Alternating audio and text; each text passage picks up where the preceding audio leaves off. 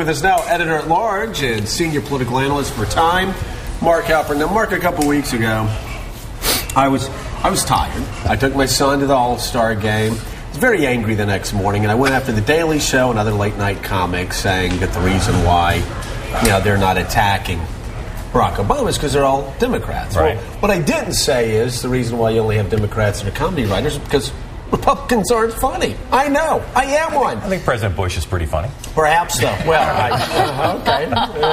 Intentionally? He has a good sense of Sometimes. humor. Sure. Sometimes. Yeah. Well, the RNC has proven me wrong. Oh, Again, dear. I'm going to owe an apology. But, Mark, Yes, look at you this are. ad from the RNC.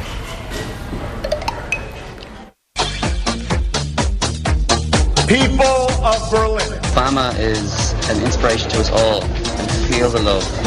Yes, we can.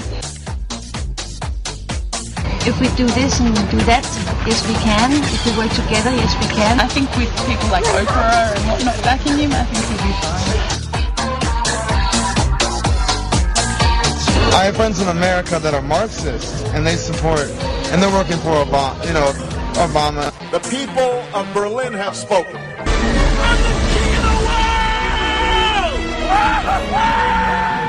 Wow, that was pretty Touch good. my monkey, Joe. That's what I say. Touch my monkey. Exactly. It was, who were they again? On Saturday Night Live? Dieter. Dieter. Yeah. Now is the time on Morning Joe when we dance. Yes, exactly. So are the Republicans going to try to turn this positive into a negative for the rest of the campaign? You could put that thing into a time capsule to say, what is the frame that John McCain and Mark Salter, his alter ego, see about Barack Obama? They use the nickname The One, which is what Mark Salter calls Obama. They have a view, they want to paint him as foreign, elitist, out of touch, and left-wing. And it gets all right there in that one instant classic video. With techno music. And so many of us in Manhattan and Georgetown, people who cover this, are so enthralled by what Barack Obama did in Europe. I was very inspired by it. A poll's out where Americans were asked what they thought about the trip, and some interesting results.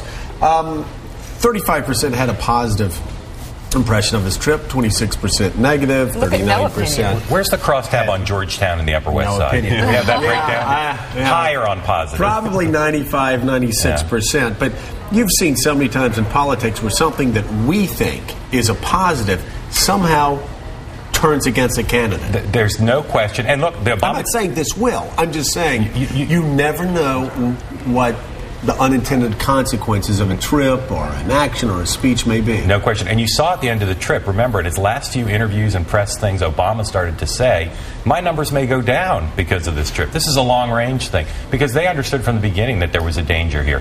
It's the same balance, showing an international side versus maybe turning off some voters. It's the same balance on this arrogance stuff. He wants to seem presidential and big. Yeah. Have your own presidential seal. Talk about yourself as a transcendent let's talk figure. about that.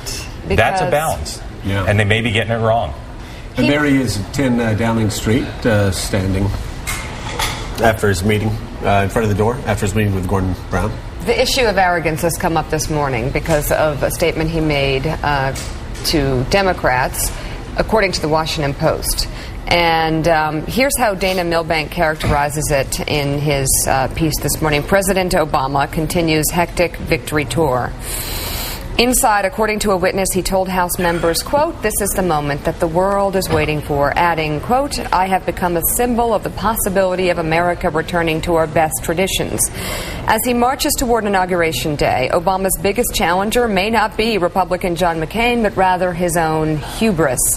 Some say the supremely confident Obama, nearly 100 days from the election, he pronounces that the odds of us winning are very good, has become a president in waiting. But in truth, he doesn't need to wait. He already has amassed the trappings of the office without those pesky decisions. Is the media turning against him? Or is the media going to start seizing on things like this to prove that they're not in the tank for Barack Obama? I think there's been a little bit of the paradigm shift. I think that McCain web video might have had the same effect as that Saturday Night Live parody did on the Clinton-Obama race. I think some reporters recognize going forward, if we replicate the way the coverage has been, the imbalance, the unfair pro-Obama coverage going forward, it would do a disservice in the general election.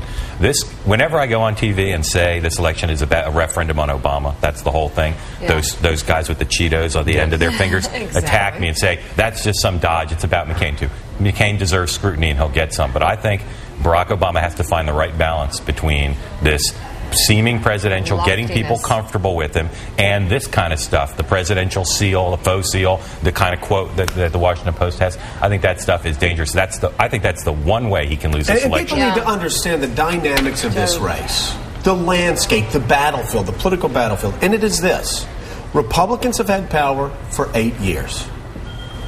We've gotten in trouble in Iraq. We've gotten in trouble in Afghanistan. We're going to have a $500 billion deficit. The president's approval rating, below 30. He's in Jimmy Carter territory. Right track, wrong track. 81% of Americans think we're on the wrong track.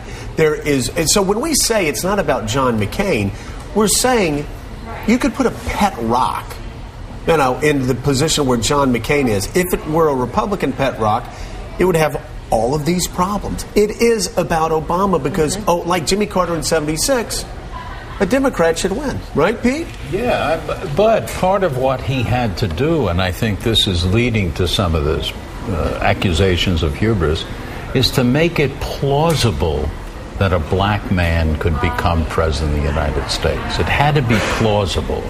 He had to go in and say, please, he couldn't say, please give me this job, I'm wonderful. It had to be a plausibility thing. And I think it's a tricky line. It is. Where you can fall over into what, I wouldn't use the word hubris, but he's still not doing de Gaulle talking of himself in the third person. But he... that's going at the convention. He has to find some line, and he's a very intelligent guy, one of the most intelligent politicians in a long, long time in this country, to figure that out, to not lapse over into... And isn't that what this trip was about? The plausibility, to be seen as plausible. And your father, I don't know if he said this publicly or not, but your father has talked to every president since JFK, and when he sat down and talked to Barack Obama, what did he tell you privately? Well, tell us publicly what he told us privately. Actually, he said that he was impressed with him as much as he was impressed with JFK. And I'm going to get Meek in trouble now. What did. Meek actually said was that no presidential candidate since JFK impressed him so much. Yeah. So he is. You're right. He is a brilliant guy. But the question is, does that translate into brilliant tactics? He's got a pretty tough, effective campaign team, right? And he put it together. He gets a lot of credit. Unlike the people who he's run against so far, he's running an organized, disciplined campaign of people who work hard, make smart decisions. I think that trip was brilliantly put together. It wasn't just the countries he picked. The fact that they got the photo op with Petraeus, the fact that they got the photo op with Sarkozy, very smart, well-planned stuff. The stuff they've done since he came back. The economic photo op yesterday, I thought was smart as well, or Monday. So they're making really smart decisions, but it is when they do these things, when he says these things that play into, for instance, I've learned that their new slogan is going to be the change, c'est moi. That to me seems like a mistake. Seems like a mistake. That's not true, is it? No, good Lord. They're going for the French-Canadian vote in New Hampshire for them, the targeted, micro-targeted. So concerned. Mika was concerned, Willie, because I was worried about my candidate. Her candidate, was going to go up in flames. Willie? Mark, let me ask you about this New York Times editorial today about McCain. He's gone after Obama on this not visiting the troop thing in Germany. He's saying Obama's responsible for high gas prices. How's the McCain approach? How is he cutting into this Obama thing? I think that Obama faces his choice of how much to respond to these attacks. McCain faces the choice of how much of this stuff to do. I think some of these attacks are, the press is really, the filters coming in and saying these are just off base. I think the troop thing is silly. But Steve Schmidt, who's running that message, their attitude is, we got to go for it now. We need to define him now. Every day, fewer than 100 days left, we need to be defining him, and they're willing to say things, even if it's a stretch, to try to just keep that definition. That was an opening for them. Keep the definition. A little bit of an opening. A little bit, and Obama's, the fact that they changed their stories, I think, gave them more of an opening. They walked into that. That they changed. They just needed one story. But again, McCain's posture, the McCain campaign's posture is, we're going after him every day to define him on our terms. It's the only way they can win. They know that, and they're doing it. I think having McCain personally do it is not a good idea because he's horrible at it. And this is a Washington Post following up on the story that you were just talking pretty about. decisive weighing in there by the Very Washington Post. decisive headline. They're just saying the charges about him regarding the But troops. you know what Not true. Dr. Brzezinski's friend, Dr. Kissinger, would say? That story has the added advantage of being true. Yes, exactly. The added value. All right.